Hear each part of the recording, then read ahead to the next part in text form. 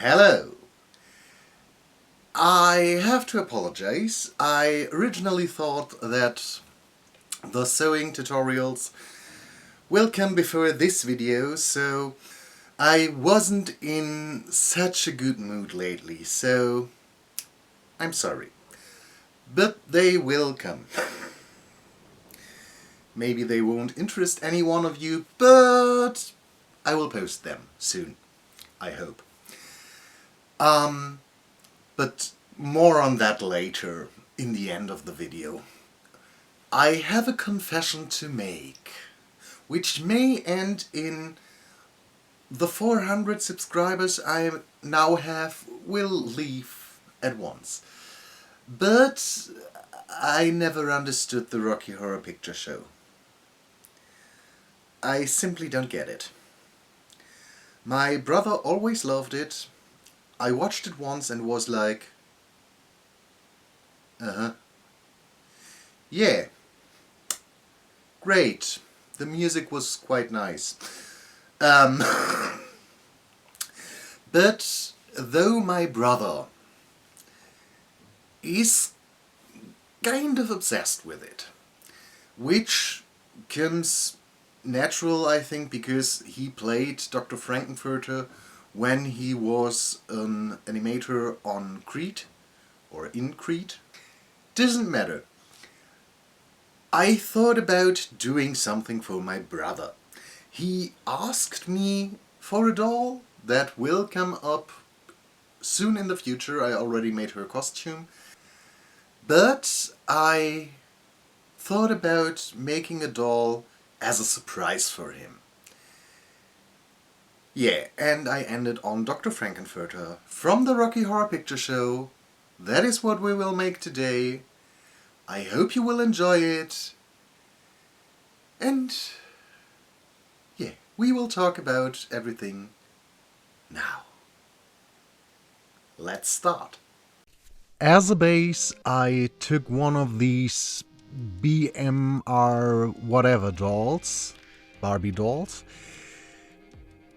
I bought quite a bunch of them. When I first saw them, they were far too expensive for my taste. I prefer to take used ones, but I couldn't resist when the price dropped insanely low for them. So you may see a lot more of them in the future. And as always, I started with removing the hair, the makeup, everything else. While I did this, I noticed that their hairline, or at least his hairline, was rooted quite close, or quite... yeah, there was a lot of hair, which I thought was great. Normally you see a lot of the packs through the hair of a Barbie, but on this guy it was a really nice hairline. I thought that was great. Until I started rerouting him, and because they are stitched so close to each other, it ripped open. Yay! I later fixed that with some contact cement and rooted just the front part, glued the rest of the hair down, and then I started with the face up. I tried to get this very light makeup with first soft pastels, then with makeup, then with a mixture of both, and in the end I slapped on some gesso, which finally did the job. At least I think I used 3 layers of it. And then with 2 layers of MSC, I was able to start with the shading. I basically just used 3 shades of grey and a little bit of soft pink blush and a smidge of skin color to make the white look a little bit more transparent. And with that I tried to recreate the look of Dr. Frank N Furter as close as possible. I first shaded the whole eye because I wanted to get everything as close as possible. Or let's say as close as possible for me. Though Tim Curry has a smaller face that is a bit longer, and the doll has a lot more, a far more square-shaped face, I tried to change that up a little bit by shading the sides a bit more, which didn't work as well, but it gives a tiny bit of the illusion that his face is smaller, or not as wide. Drawing in the eyebrows was quite interesting because I looked at a photograph of Tim Curry, and though his face is able to make expressions, surprise, I looked at two completely different eyebrows. Yeah. In the end, I did two completely different eyebrows on the doll that I tried to get rid of again later, which was quite tricky, but I think it worked. And with that, our doll had a completely blank expression. But anyway, it stayed like this because I already was over it. Yeah. Again, I noticed that extreme makeups are not exactly my kind of deal. And it's basically just a gradient from the black eyebrows down to a lighter gray. Still, no. It turned out quite nice in the end, but no. Not my cup of tea. When I was as happy as I could get with the base makeup, I sketched in the eyes, took out some white acrylic, put it on there, let it dry, covered it with some MSC, and it was time to draw in the irises. First, I shaded the eyes a little bit to have them look a tiny bit more realistic, gave them a pinkish waterline, and then I drew in the irises. Yeah, and with that, he was done. I put on the last layer of MSC and was able to move on. To have it look as juicy as possible, I glazed his eyes and lips. His lips were glazed 2 times to make them look more, luscious. And that was the moment where I was finally able to remove the hair burrito and start styling the hair.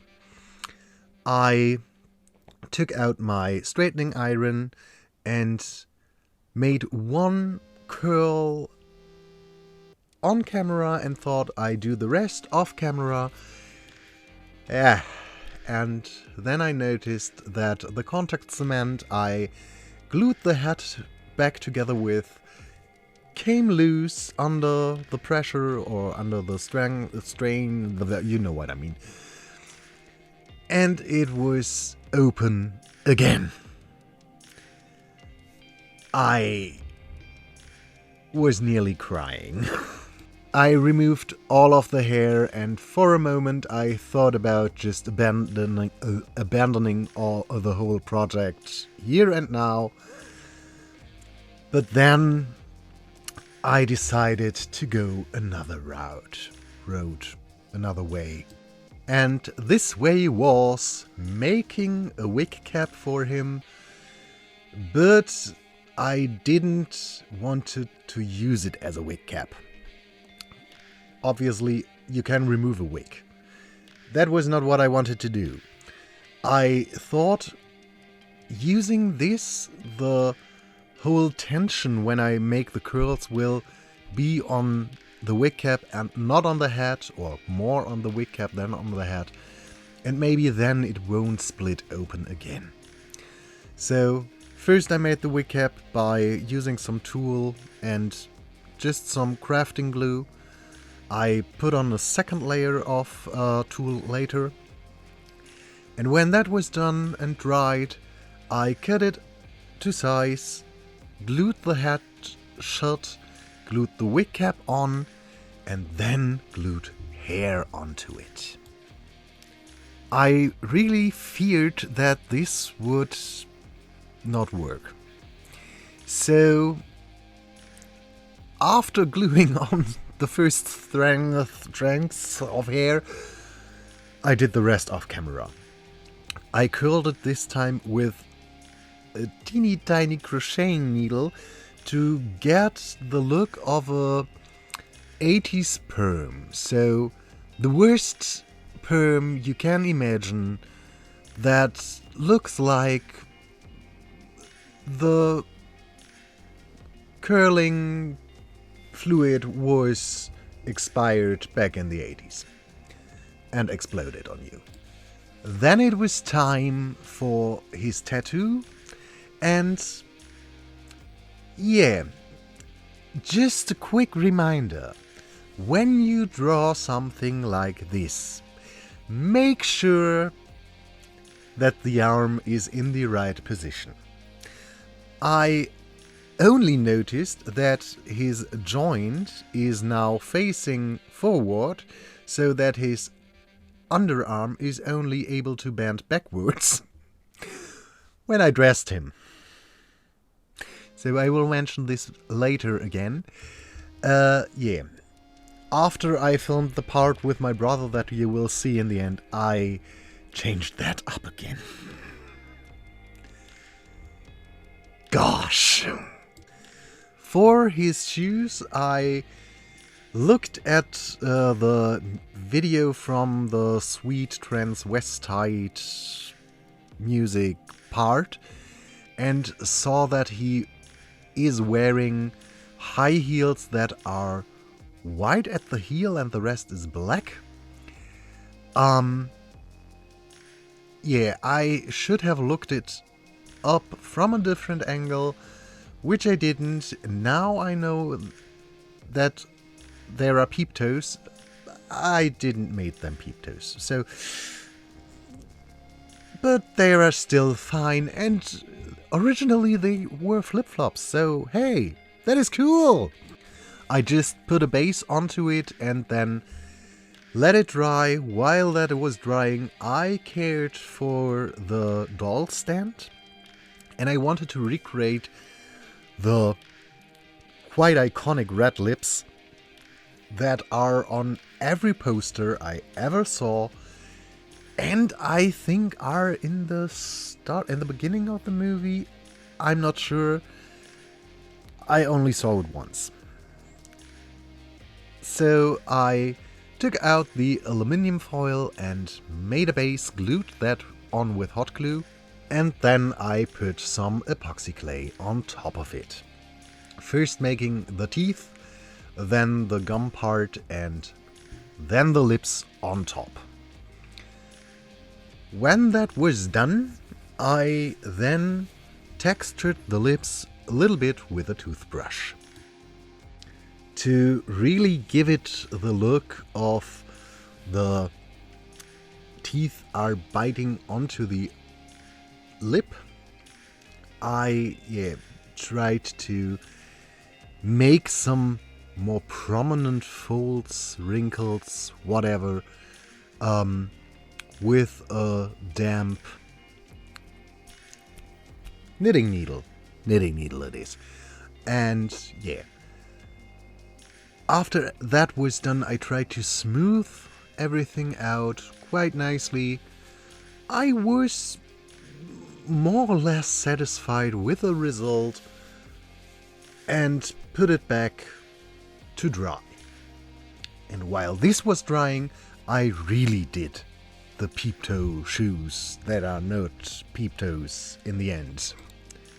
I took the base, it was dried, so it should stay on, and then just mixed up some new epoxy clay and put that on,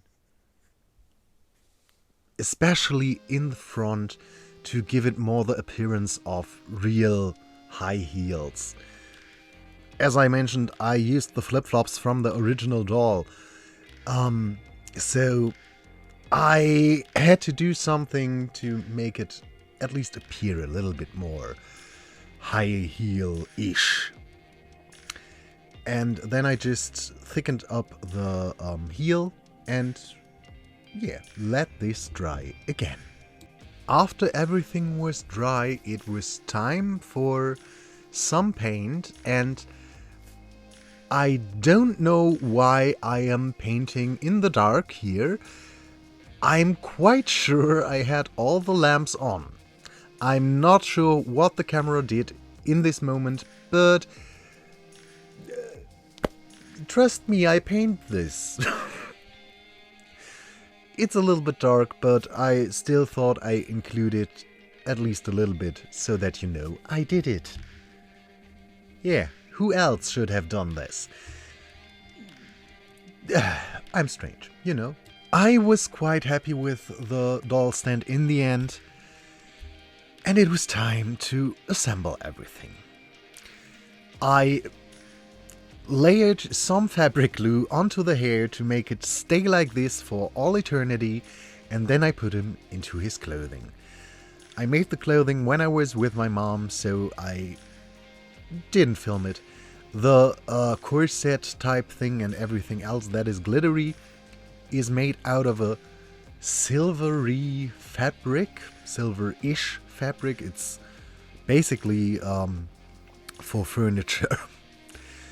And when I stitched it together, I put it onto the doll and layered some crafting glue onto it that I infused with different kinds of glitter. I think I used green, silver, purple and blue. Green just a little bit because I thought I saw it in some of the pictures.